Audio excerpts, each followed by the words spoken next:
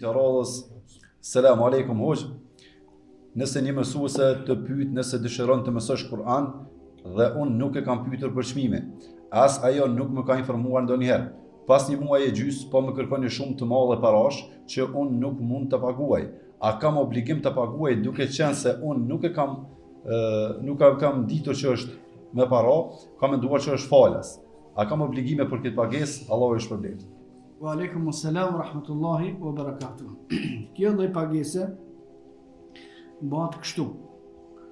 Gjithmonë kur muslimanët për një çështje nuk janë marrë vesh në fillim. As nuk ka kallëzu ky i pari, as s'ka pyet ky i dyti, të dytë kanë ka një hise. Atëre gjykohet me të zakondshmen e atij veni. Gjykohet me të zakondshmen e atij veni.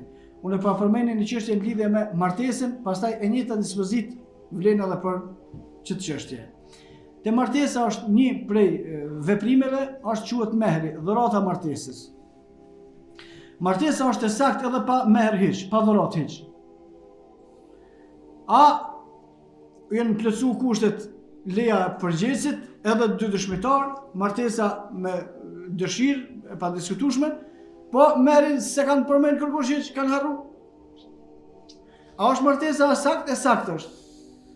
Tash mos ju nikua kjo gruaja që s'ka saktu merr, i thot Tina se ky komo si qillon e fal biznesmeni, thot unë merrin e dua 3 milioner.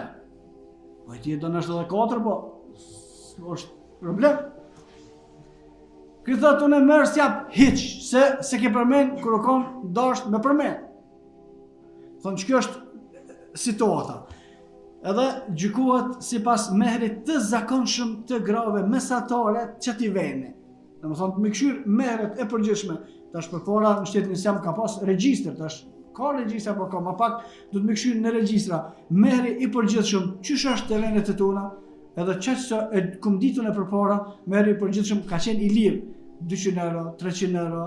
Mundi me ditë dhe ju secili që mehret e juve sa është mlidhen edhe nxirret mesatare e mehrit që t'i veni, edhe kësaj gruaje i jepet mehri mesatar. Pse? Se su saktu në fillim. Edhe në këtë rast, dispozita e njëjtë, nuk u përmend në fillim as nga kjo as nga kjo. Ajo mund më lypër për një muaj që ka mësuar Kur'an 1000 euro, ama jo më 1000 euro se s'mohet kjo punë.